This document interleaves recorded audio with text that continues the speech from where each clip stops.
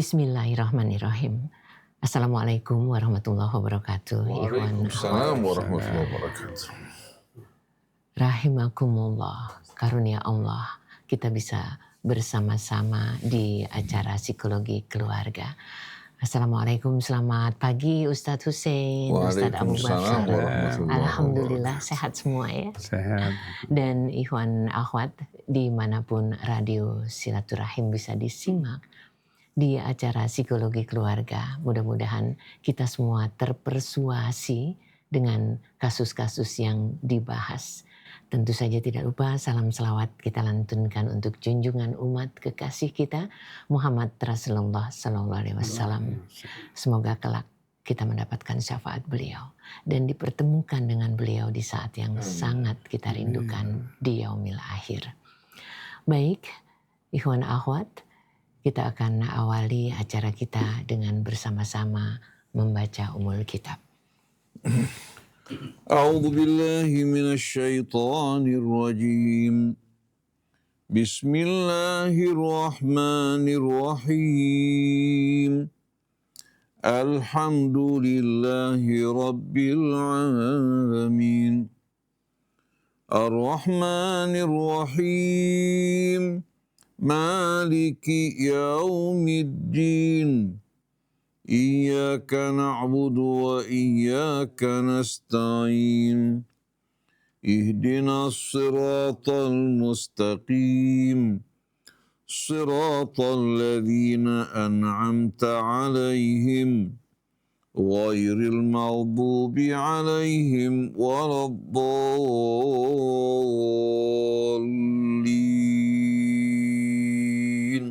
Amin, Allahumma amin. Jadi ikhwan akhwat, kasus yang masuk kali ini ada 2. Yang pertama dari sahabat kita di Cikarang, Bekasi. Ustadz, masih ada pemahaman bahwa istri harus sabar menerima kezoliman demi menjaga aib suami atau demi menjaga keutuhan keluarga. Suami yang zalim terjerat pinjol, kecanduan judol, dan ini tidak diketahui oleh keluarga.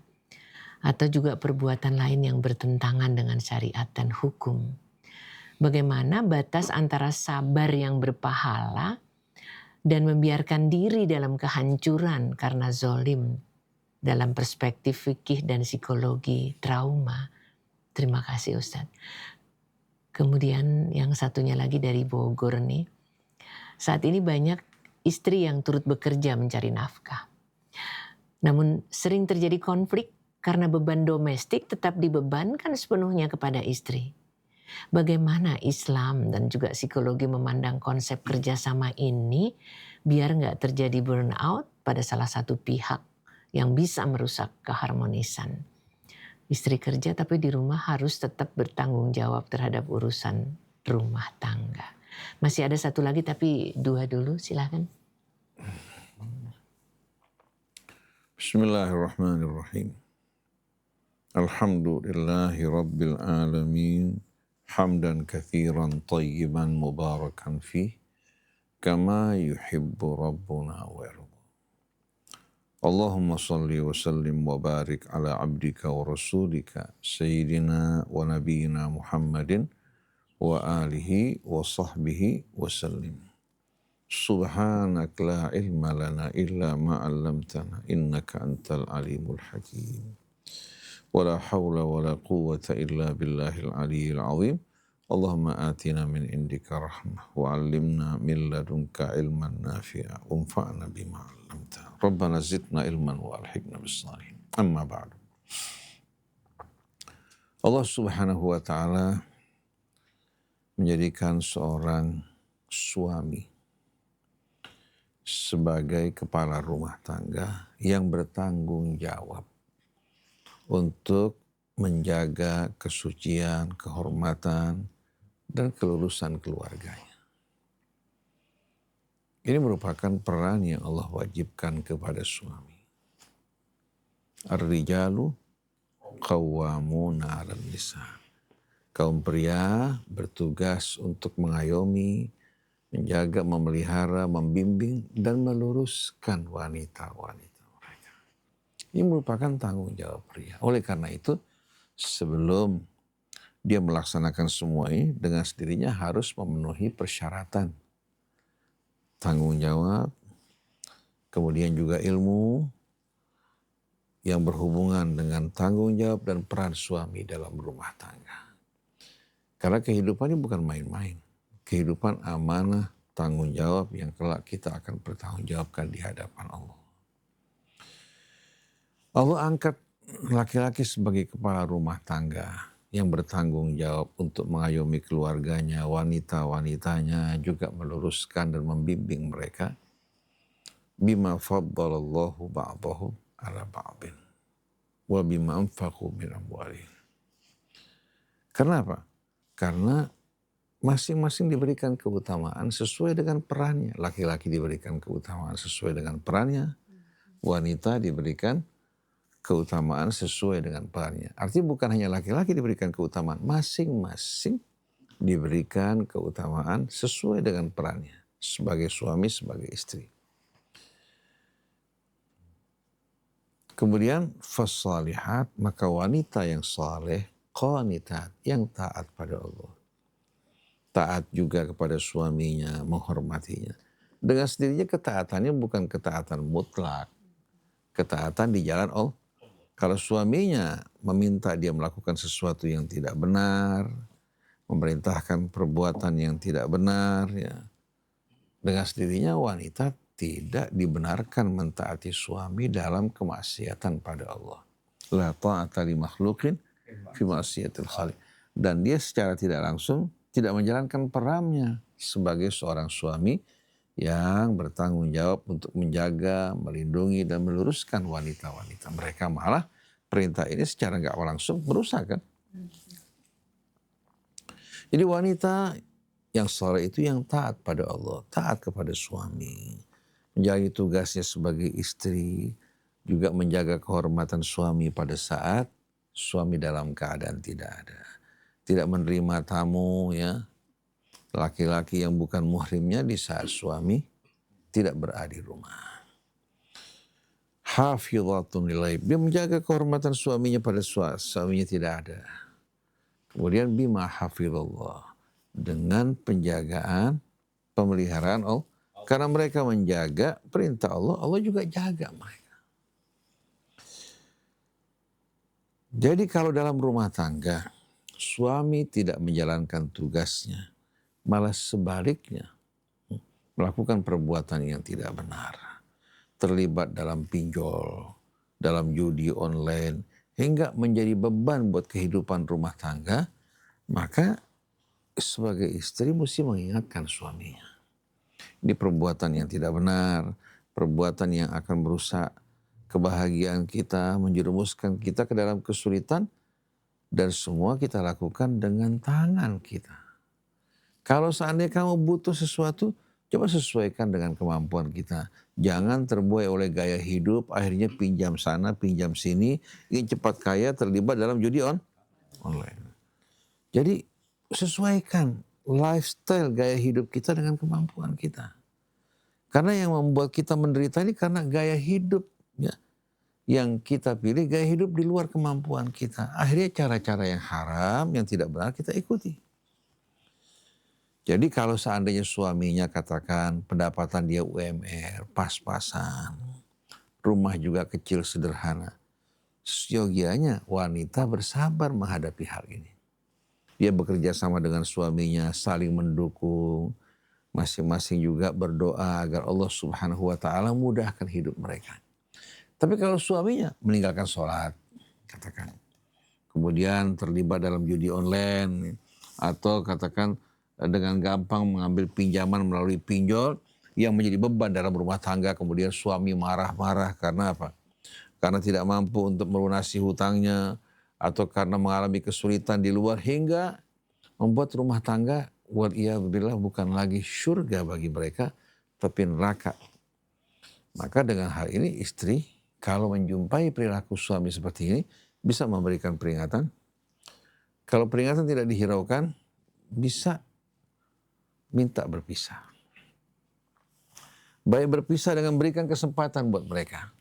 Saya berikan kesempatan buat kamu selama sekian bulan. Kalau kamu tidak berubah, kita berpisah untuk selama-lamanya. Istri punya hak dalam hal ini. Karena apa? Karena suami tidak menjalankan tugasnya, bahkan melakukan perbuatan-perbuatan yang merusak rumah tangga mereka. Dan bisa menjerumuskan mereka ke dalam dosa yang lebih berat lagi. Sampai ada suami yang menawarkan istrinya pada orang lain. Demi menutupi hutang. Ini kan perbuatan bejat yang tidak baik. Jadi dalam hal seperti ini, istri tidak wajib bersabar. Wajib mengingatkan, memberikan nasihat, kemudian tidak diperhatikan, diabaikan, berikan peringatan. Tidak diabaikan, dia bisa pisah ranjang. Kalau perlu, pulang ke rumah orang tuanya, walaupun seharusnya seorang wanita tidak keluar dari rumah, tapi karena ini perilaku suami, perilaku yang betul-betul melampaui batas, dia bisa pulang ke rumah orang tuanya. Kalau selama masa peringatan tidak berubah, bisa mengajukan permohonan untuk berpisah dari suami. Bukan sabar menghadapi perbuatan bejat yang tidak benar yang dilakukan suami. Tapi kalau sabar dengan kekurangan suami, di luar pilihan dia, itu yang seharusnya dilakukan seorang istri. Memberikan semangat, dorongan, hingga suami pada saat dia sukses keluar dari kegelapannya, dia akan menghargai istrinya yang setia dengan sebaik-baiknya. Jangan pada masa susah ditinggalkan. Tapi kalau pada masa suami melakukan kerusakan, melakukan perbuatan bejat, keluar dari syariat, kita nggak boleh berdiam. Bahkan kalau suami meninggalkan sholat, diperingatkan, diberikan nasihat, diberitahukan orang yang kira-kira dapat memberikan nasihat, masih tidak mengerjakan sholat, ini bukan muslim. Ini bukan seorang Jangan bilang nanti juga dia akan bertobat, tidak. Kalau dia bersikukuh meninggalkan sholat yang merupakan tiang agama kita, maka putuskan untuk meninggalkannya. Baik dengan pisah dulu, berikan peringatan buat dia. Kalau dia masih meninggalkan sholat, berarti dia tidak menghargai istrinya. Istri di mata dia sama sekali apa? Tidak berarti apa-apa. Kalau dia sayang pada istrinya, dia akan berjuang melakukan perbaikan. Ini semua disebabkan karena tidak adanya iman di hati. Jadi ibu tidak harus bersabar terus-menerus. Malah kalau ibu bersabar terhadap perbuatan mungkar dia, perbuatan bejat dia meninggalkan sholat, ibu kong kali kong bersamanya dalam perbuatan dosa. Ini yang tidak dapat dibenarkan sama sekali. Yang kedua, suami bekerja, istri bekerja. Yang ideal itu, sebagaimana yang diamanatkan Allah, ar-rijalu qawwamuna 'alan nisa bima faddalallahu ba'dahum 'ala ba'din wa bima anfaqu min amwalihim. Suami diberikan keutamaan untuk berusaha, bekerja, kemudian berhadapan dengan cobaan-cobaan di tengah panas teriknya matahari, berjejal-jejalnya orang dalam mencari nafkahnya. Kalau mereka tidak punya kendaraan, mengendarai kendaraan umumnya, itu lebih tepat buat perempuan, buat laki-laki. Sedangkan perempuan, mereka menjaga rumah, mendidik anak-anak, memberikan motivasi, menjadi juga apa? Menjadi ratu yang menantikan kembalinya suami. Yang akan memberikan kehangatan buat suami. Dengan syarat bahwa suami mampu untuk memenuhi kebutuhan rumah tangganya. Dan ini sebetulnya akan lebih indah. Akan menumbuhkan kehangatan, kedekatan yang lebih. Tapi kalau seandainya pendapatan suami tidak cukup, si perempuan terpaksa bekerja. Dia harus bekerja di tempat-tempat yang menjaga kehormatannya, menjaga kesuciannya, menjaga kemuliaannya. Kalau dia bekerja di tempat yang bisa merusak kehormatannya, bisa menjerumuskan ke dalam perbuatan dosa, haram dia keluar bekerja. Nah, apabila dua-duanya bekerja, lalu bagaimana mengenai kebutuhan rumah tangga? Apakah sepenuhnya masih tetap seorang laki-laki memberikan nafkah buat keluarganya? Apa bisa dibagi? Apa bisa dibagi? Dua apa? Dua bagian. Sebagian tanggung jawab suami, sebagian tanggung jawab istri. Itu bisa diatur kesepakatannya. Katakan untuk kebutuhan makan dan lain sebagainya, untuk kebutuhan listrik, katakan suami bayar. Atau katakan untuk kebutuhan makan, untuk kebutuhan sekolah anak, suami punya tanggung jawab, istri yang membiayai katakan listriknya. Untuk meringankan beban mereka. Kalau mereka merasa suami istri yang harmonis saling menyayangi, saya kira perempuan tuh nggak berat keluar uangnya. Bahkan dia merasa seandainya seluruh pendapatan diberikan untuk kebutuhan rumah tangga, dia nggak merasa berat. Kalau suaminya peduli, perhatian, sayang terhadapnya. Tapi tetap untuk keadilan, kalau mereka sama-sama bekerja di luar, saya kira untuk meringankan beban mereka, sebagian ditanggung suami, sebagian ditanggung oleh istri. Agar masing-masing punya simpanan kan untuk kebutuhan yang lain. Tapi kalau seandainya suami bisa memenuhi kebutuhan rumah tangga, sebaiknya istri di rumah. Kecuali kalau dia serahnya sebagai seorang dokter, dokter kandungan, dokter anak dan lain sebagainya. Ini pekerjaan yang dibutuhkan oleh banyak orang, apalagi kandungan. Kita butuh juga dokter kulit wanita di samping dokter kulit laki-laki. Agar kasus-kasus perempuan jangan laki-laki yang memeriksa, kasus yang berhubungan dengan laki-laki jangan perempuan yang periksa. Karena kulit selalu berdampingan dengan kelamin. Spesialis kulit dan mau nggak sama sekali etis dan tidak syar'i kalau seorang perempuan harus memeriksa yang berhubungan dengan rahasia laki-laki. Begitu juga seorang laki-laki tidak etis kalau harus memeriksa apa? Hal-hal yang berkaitan dengan rahasia perempuan. Jadi kalau ada dokter kulit wanita, ada dokter kulit laki-laki, betapa indahnya. Yang penting pekerjaan mereka pekerjaan yang tidak akan mencemari kehormatan mereka, menjerumuskan mereka ke dalam lembah dosa. Karena semua hidup ini merupakan amanat tanggung jawab yang kelak mereka akan bertanggungjawabkan di hadapan Allah, bukan bersantai-santai, berleha-leha. Sebagaimana firman Allah, laqad khalaqnal insana fi kabad. Kami telah ciptakan manusia ini. Karakteristik dari kehidupan manusia di bumi ini berjuang menghadapi berbagai macam cobaan hidup ini. Oleh karena itu dikatakan fi kabad, artinya perjuangan yang amat berat, yang memakan hati. Baik itu berhubungan dengan pasangan suami istri, hubungan orang tua dengan anaknya, kan banyak liku-likunya. Tidak semua yang kita inginkan bisa kita laksanakan. Dengan kita berjuang, kemudian kita berdoa, bekerja sama antara pasangan suami istri, insya Allah rumah tangga ini bisa apa? Bisa penuh dengan rahmat dan keberkahan. Jadi tinggal disepakati berdua apa ya yang bisa mereka lakukan. Apakah suami mengatakan sudah 70% saya yang tanggung, kamu tanggung sebagian. Karena si perempuan di rumah juga akan apa? Akan mengurus juga urusan apa? Urusan rumah tangga kan. Dan di saat perempuan mengurus urusan rumah tangga, bukan berarti laki duduk-duduk. Ya, perempuan yang menghadapi pekerjaan yang berat, tidak. Pada masa Rasulullah SAW berbelanja. Rasulullah menjahit pakaiannya. Yang Rasulullah juga menjahit sandalnya. Ya. Artinya pekerjaan seperti ini bukan aib bagi laki-laki kalau mengerjakan. Jangan ikuti pandangan jahiliyah yang mengatakan diperbudak sama istrinya.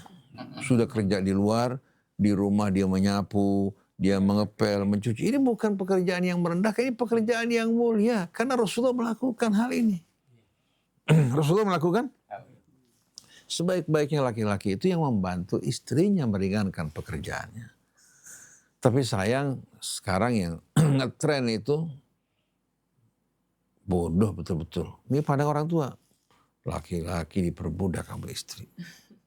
Tapi kalau di antara yang muda-muda, mereka mengatakan jangan kita biarkan suami kita enak-enakan aja nanti kelayar keluyur, akhirnya apa?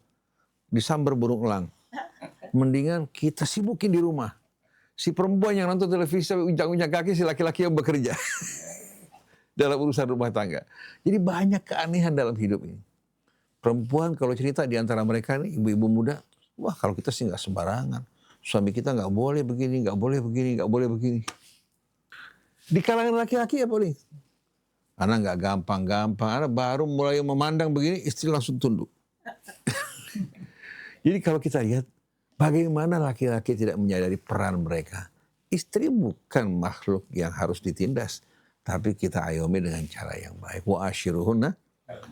Begitu juga perempuan jangan menganggap laki-laki ini merupakan lawannya. Ini bukan pertandingan dalam rumah tangga.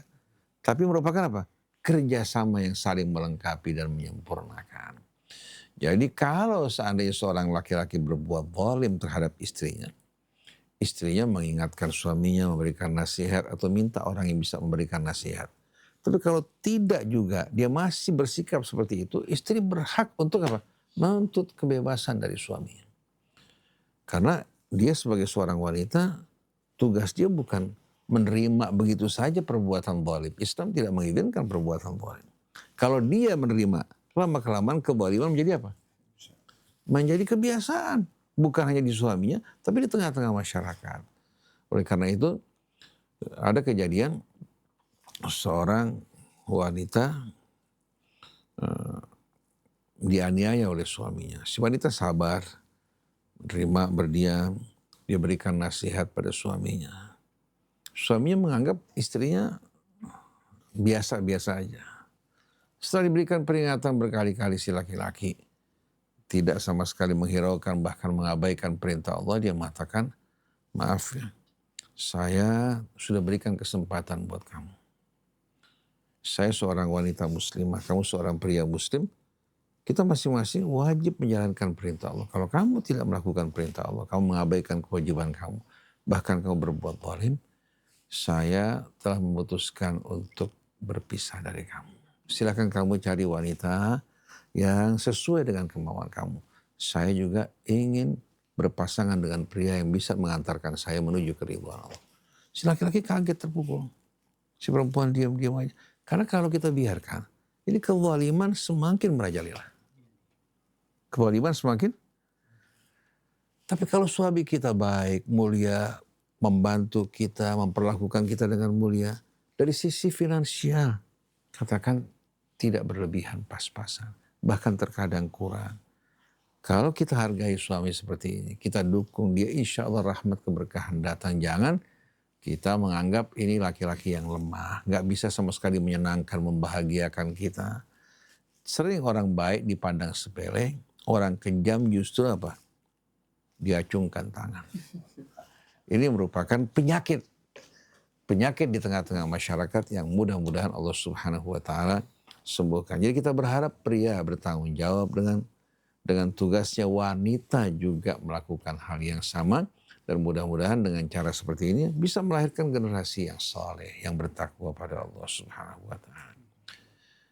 Mudah-mudahan insya Allah kajian psikologi keluarga datang dari orang-orang kita ya, dari kita semua yang bukan serba tahu, bukan juga memberikan solusi yang sempurna, tapi harapan dari kita mudah-mudahan bisa memberikan bimbingan, pengarahan ke arah kehidupan yang lebih baik dengan mengharapkan bimbingan dan petunjuk dari Allah untuk kita semuanya. Amin ya rabbal alamin. Masya Allah. Jadi ikhwan akhwat, hidup adalah perjuangan dan kerjasama dengan pasangan bisa hadirkan keharmonisan. Apa kira-kira yang akan disampaikan oleh Ustadz Abu Bakar Baraja? Yuk kita simak dengan telinga jiwa kita. Silakan.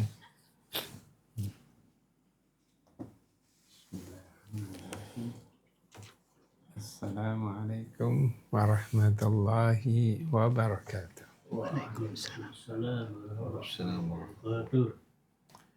Alhamdulillah.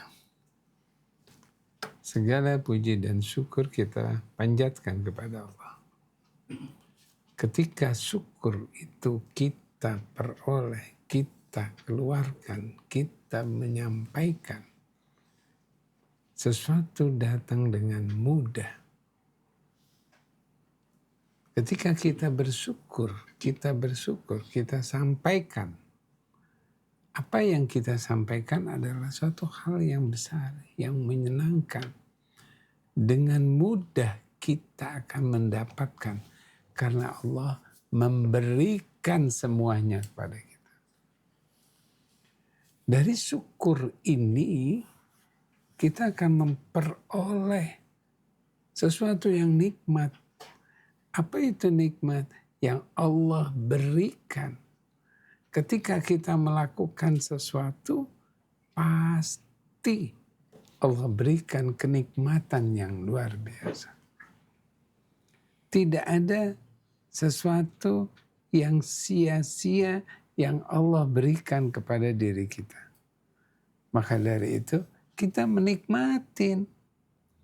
Yang kita dapatkan, yang kita peroleh, yang kita senangi, kita nikmatkan. Apa yang terjadi ketika itu? Ada yang kita dapatkan, kita mau yang ini, mau yang itu. Pikiran kita menuju kepada yang lainnya. Yang kita peroleh, kita nggak pernah dapatkan. Kita memperoleh dapat, tapi kita mikirkan yang lain. Jadi yang kita peroleh, kita sudah tidak pernah tahu. Kita nggak pernah tahu lagi kalau kita mendapatkan sesuatu. Yang kita pikirkan yang lain-lainnya. Dari sinilah timbulnya berbagai macam perilaku. Jadi perilaku pinjaman online, bermain judi, bermakan macam-macam karena pikirannya kemana-mana. Karena pikirannya kemana-mana, dia merasakan bahwa ini adalah bagian daripada dirinya. Padahal dia sudah dapat, dia sudah menikmatin, dia sudah menyayanginya. Tapi dia masih mikirkan yang lain, yang lain, yang lain. Itu kan belum kita dapatkan. Oh ini belum kita dapatkan. Oh itu belum kita dapatkan. Padahal dia sudah dapat sesuatu. Di sini pikirannya akhirnya kemana-mana dan pinjaman online yang kepada diri kita lah yang menimbulkan. Nah, orang-orang yang seperti ini, apakah dia berbuat dolim terhadap istrinya? Apakah orang-orang yang seperti ini, pinjaman online, main judi online, dan sebagainya, apakah ini merupakan perbuatan dolim terhadap istrinya? Padahal dia adalah dirinya, dia nggak memperdulikan orang lain. Dia tidak memperdulikan, yang penting dirinya yang dia pikirkan. Orang lain nggak diperhatikan. Istrinya yang berpikir, yang bekerja, melakukan ini, melakukan itu, sampai dan sebagainya, sudah capek dan lelah. Tapi sang suami bermain judi. Habis uangnya, dia cari lagi, dia mainkan lagi. Sampai dia pinjam sama orang, dia butuhkan ini. Oh nanti kalau gajian saya akan ganti. Akhirnya istrinya tidak dapat apa-apa, uangnya itu masuk ke judi online. Nah, apa yang membuat orang-orang yang seperti ini bermain dan bermainan seperti itu? Karena pikirannya yang selalu menuntut. Dia punya keinginan yang lebih. Dia punya keinginan yang lebih. Jadi dia nggak pernah berpikir bahwa oh ini saya sudah dapat, karena dia tidak pernah bersyukur kepada Allah. Saya sudah dapat ini, sudah. Nggak perlu lagi mikirkan yang lain. Karena pikirannya yang menetapkan pada dirinya itulah yang benar. Karena Allah memberikan kepada dirinya sesuatu yang pas. Namun karena pikirannya kemana-mana, apa yang membuat dirinya seperti itu? Pikirannya. Apa yang membuat pikirannya dia seperti itu? Informasi yang masuk pada pikir. Informasi dengan sebagainya. Sekarang begitu luasnya, begitu gampangnya, dan begitu mudahnya. Karena begitu banyaknya informasi. Informasi itu dengan mudahnya kita peroleh. Kalau kita mau, mudah. Kita gampang mengambilnya. Namun Allah menetapkan diri kita. Allah menetapkan diri kita, yang diberikan oleh Allah itu yang benar. Yang diberikan oleh Allah itu yang benar. Jadi kita menetapkan. Nah, sekarang bagaimana seorang istri yang punya suami yang seperti ini? Dia harus mengingatkan, karena suami istri itu sama-sama.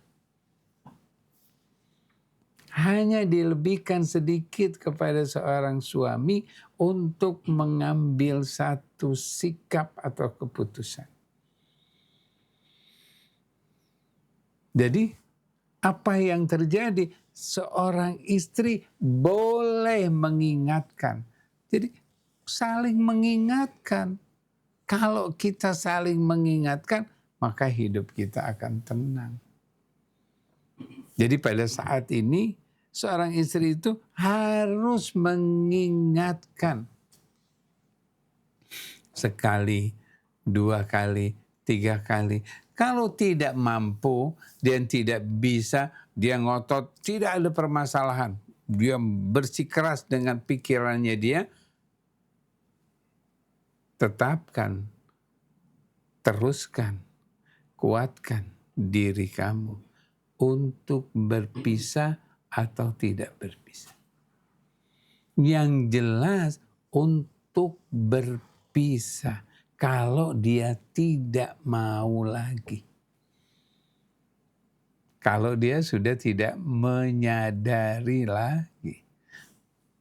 Berpisah ini untuk mengingatkan, untuk menyadari bahwa oh, aku salah. Oh, aku nggak bisa. Ketika dia dipisahkan oleh istri, dia kaget. Setelah dia sadar, dia kemudian menyadari, ya, dia kembali kepada Allah. Untuk balik lagi nggak ada masalah, maka pentingnya boleh perhatikan. Berpisah ini untuk mengingatkan, menyadari. Jadi dia untuk berpisah. Dan punya kekuatan, pertahankan diri. Seorang istri itu harus punya pertahankan. Bagaimana mempertahankan diri? Jadi dia kuat untuk mengatakan bahwa saya harus berpisah. Dia harus kuat. Maka dia mempunyai kekuatan. Kekuatan inilah yang penting buat seorang istri. Karena dirinya adalah dirinya, bukan suaminya. Dirinya adalah dirinya, bukan suami. Menjadi seorang istri, dia adalah dirinya, bukan menjadi seorang suami. Ketika dia mengambil satu keputusan, ini dirinya yang ambil keputusan untuk berpisah dulu. Untuk apa? Untuk memberikan kesadaran. Bukan berpisah selesai, tidak. Karena seorang yang bermain judi, pinjaman online dan sebagainya ini peringatan yang besar. Peringatan yang terbaik untuk seorang suami, katakan saya pisah dulu.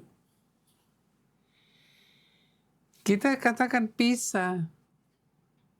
Kalau dia sadar, kita bisa kembali lagi. Kalau dia tidak sadar, biarkan dia terus nggak sadar. Sudah diingatkan dia tidak mau. Ya, jadi kalau punya seorang istri, kuatkan diri untuk menyatakan bahwa saya bisa. Saya kuat, saya adalah diri saya. Katakan kekuatan ini hanya pada Allah. Kekuatan ini ingatkan bahwa saya kuat karena Allah. maka pisah. Pisah bukan langsung selesai. Kalau dia menyadari, bisa balik lagi. Kalau tidak sadar, ya sudah selesai. Itu yang paling penting. Baik, ikhwan, akhwat, karena kita masih cukup banyak waktu nih sebelum kita akhiri. Kasus satu lagi boleh ya Ustadz ya? Jadi dengan adanya media sosial, interaksi dengan lawan jenis menjadi sangat mudah, memberi like, komentar, atau direct message, mengirim pesan pribadi.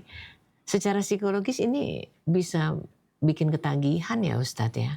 Tapi kalau secara syariat bisa mendekati zina. Bagaimana dong cara mengomunikasikannya tentang batasan ini kepada pasangan biar nggak terlihat posesif atau mengekang gitu Ustadz? Terima kasih. Bismillahirrahmanirrahim. Alhamdulillahirabbil alamin. Allahumma shalli ala Muhammadin wa ali Muhammad. Rabbana zidna ilman wa alhiqna bis-shalihin. Dengan sendirinya kita pasangan suami istri dan anak-anak, di saat kita berhubungan dengan medsos, kita mau tidak mau harus meluruskan maksud tujuannya. Karena semua pekerjaan orang yang berakal kan memiliki tujuan. Dengan sendirinya tujuan yang kita pilih, tujuan yang memberikan manfaat bagi kita dunia maupun akhirat. Tujuannya sebagai contoh kita ingin mencari informasi yang bermanfaat untuk wawasan kita, pendidikan kita, baik itu yang berhubungan dengan pelajaran yang kita pelajari atau berhubungan dengan wawasan, nasihat agama, petunjuk yang kita butuhkan, atau tujuannya bersilaturahmi, atau beramar ma'ruf, bernahi mungkar, atau untuk hiburan yang bermanfaat, yang jauh dari apa yang diharamkan Allah Subhanahu wa Ta'ala. Kalau kita bisa memulai komunikasi kita, hubungan kita dengan medsos dengan tujuan yang jelas, yang bermanfaat, dengan sedikit kita diarahkan kemana? Kita akan diarahkan ke arah yang positif. Tapi pada saat kita sedang berkomunikasi melalui medsos, mau tidak mau pasti akan ada blok-blok iklan-iklan yang masuk. Tanpa kita minta, tanpa kita bayar, dia akan melintas di hadapan kita. Nah, dengan sendirinya orang yang beriman kepada Allah, beriman kepada hari akhir, di saat menemukan hal seperti ini, dia harus apa? Harus membiarkan lewat. Kalau perlu, kalau kita bisa mengirim berita, katakan bahwa ini konten yang tidak menyenangkan kami. Kita minta untuk tidak diulangi. Kan biasa ditanya, begitu kita mulai hapuskan, kenapa Anda hapuskan? Ini konten yang tidak menyenangkan. Yang tidak sesuai dengan aturan agama juga bisa. Ini penting sekali. Jadi orang berhubungan dengan medsos ini, medsos dapat dikatakan sebagai pisau bermata dua. Pisau bisa digunakan memasak, bisa digunakan untuk berbagai macam kebutuhan yang bermanfaat. Tapi kalau salah-salah bisa digunakan untuk melakukan kejahatan dan perbuatan zalim. Betul enggak? Dan medsos ini daya tariknya luar biasa. Orang berhubungan dengan medsos berjam-jam waktu berlalu tanpa dirasakan. Di saat dia dipisahkan dari medsos, sekejap aja dia merasa kegelisahan yang luar biasa. Itu merupakan fakta. Oleh karena itu di samping kita menjaga maksud kita, juga harus kita batasi waktunya. Batasi waktunya, jangan kita melakukan hubungan dengan medsos pada saat-saat mendekati sholat umpamanya. Pada saat kita berzikir, pada saat kita katakan sedang berkumpul bersama keluarga. Artinya pada saat-saat yang kira-kira penuh kebersamaan, kita hindari. Tapi di luar itu, silahkan kita berhubungan dengan tujuan yang baik dan juga kita mengenal batas. Oleh karena itu, sadar dan mengenal batas ini merupakan ciri yang menonjol dari orang yang beriman, yang bijak. Karena manusia kan semua penuh keterbatasan. Jadi kalau dia melampaui batas, berarti dia melakukan sesuatu sebetulnya apa? Yang memaksakan dirinya dan pasti akan berdampak, berefek yang tidak baik buat dirinya. Dan kita dalam berhubungan, berkomunikasi dengan medsos, kita harus menjaga lisan kita. Dan kita tahu bahwa jari ini pengganti lisan dalam medsos. Jari merupakan lisan ya, medsos kita.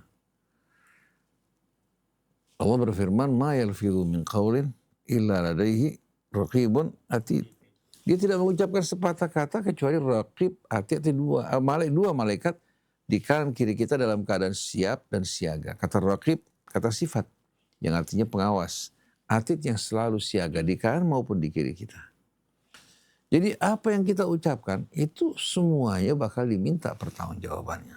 Oleh karena itu di saat kita ingin katakan melakukan kritikannya diusahakan yang betul-betul memilih bahasa yang baik, yang santun dengan tujuan niat yang baik, beramar ma'ruf nahi mungkar, dan juga menjaga kehormatan orang, kita sampaikan dengan bahasa yang santun dan baik. Tanpa menyebutkan juga nama seseorang, ya, itu akan lebih baik. Kecuali kalau memang yang sudah viral, ya, di mana begitu kita menyebutkan, isyaratnya sudah menyebutkan siapa itu orang. Karena kejahatannya sudah apa? Sudah terbuka dan tanpa tendeng aling-aling.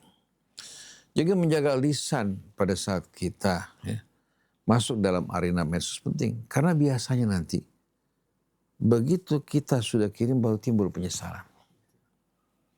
Jadi sebaiknya sebelum konten kita kirim, kita cek berulang kali. Kita juga periksa niat kita apa. Periksa juga bahasa yang kita gunakan.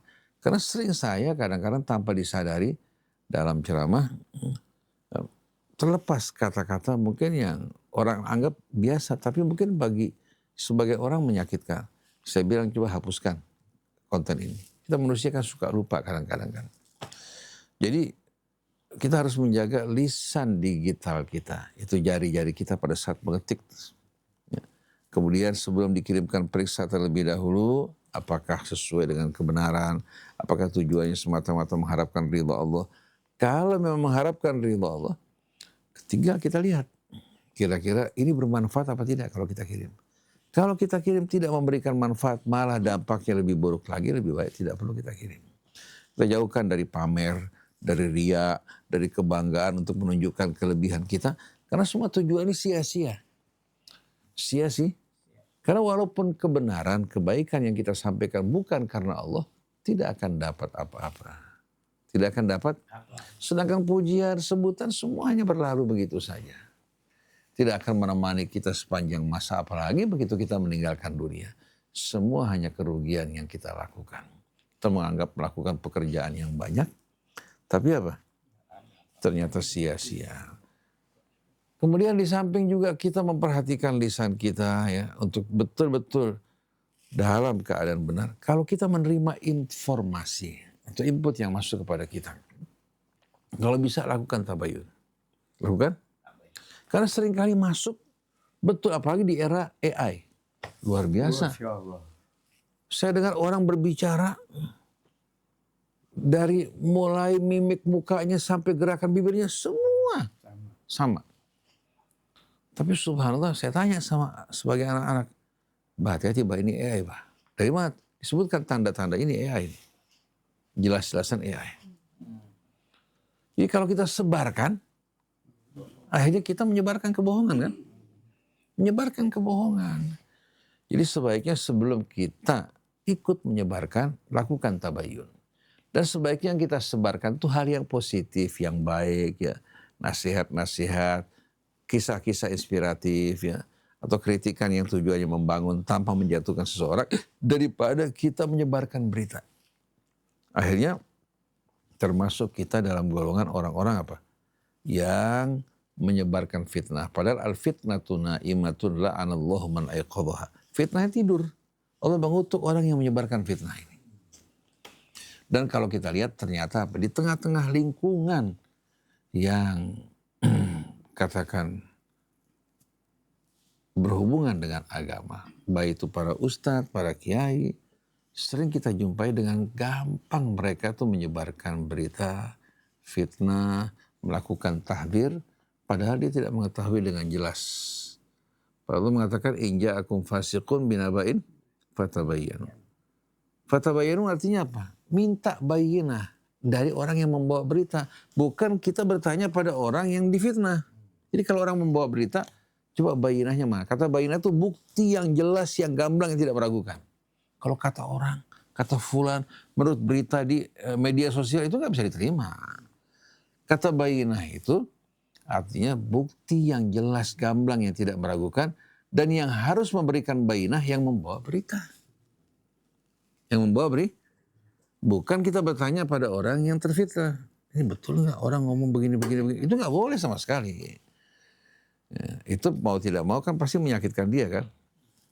Tapi di tengah-tengah kehidupan kita bermasyarakat kita, itu subhanallah berita, tayangan yang paling digemari yang dia punya rating tinggi, termasuk diantaranya masalah-masalah yang berhubungan dengan apa? Berhubungan dengan gosip. Sampai ada seorang bercerita bahwa satu stasiun televisi datang kepadanya, ya, menawarkan tayangan berhubungan dengan rumah tangga mereka. Tunjukkan kalian pura-pura sedang selisih dan ribut. Kita berikan apa? Berikan imbalan yang cukup memuaskan. Karena gosip ini, cerita berhubungan dengan orang, luar biasa digemari. Coba perhatikan coba. Kalau kita buka media kita nih, itu gosip memenuhi lembaran-lembaran media kita. Cerita-cerita tuh. Padahal kalau kita alihkan kepada kasus, katakan umpamanya bencana alam di Aceh, di Sibolga, di Padang, kita mengajak orang untuk memberikan dana mereka, ya, berkontribusi kan lebih bagus kan? Tapi ini sampai terkadang berminggu-minggu yang tidak kita kenal sama sekali, tidak kita tahu orangnya, itu menjadi berita yang viral. Kemudian bukan komentar pun dengan gampang dikeluarkan. Padahal dia tidak tahu persoalannya dengan jelas. Bahaya enggak? Bahaya sekali. Jadi hendaknya lakukan tabayun sebelum kita menyebarkan. Kalau kita mau menyebarkan sesuatu yang bermanfaat untuk umat, mengingatkan mereka kembali kepada Allah dan merupakan kisah inspiratif atau informasi yang berguna, sebarkan. Tapi kalau tidak, lebih bagus apa? Lebih bagus kita berdiam. Iya, masih ada 1-2 sedikit menit lagi. nanti. Ya. Jadi kesimpulannya bagi kita semua pasangan suami istri, gak mungkin rumah tangga itu peran hanya ditangani oleh suami. Begitu juga oleh istri. Dan gak mungkin setiap orang yang berpasangan mengatakan saya bebas melakukan apa yang saya lakukan, kamu juga bebas. Tidak, untuk keharmonian yang saling melengkapi, hendaknya suami sebagai seorang yang bertanggung jawab meluruskan, menjaga rumah tangga, mereka harus menjadi contoh. Begitu juga istri sebagai ratu dalam rumah tangga, ya, hendaknya dia mentaati suaminya sebagai pemimpin dalam hal-hal yang apa? Hal-hal yang akan membawa keharmonian dalam rumah tangga. Tapi kalau masing-masing mengikuti nafsunya dan caranya, ya wis bubar.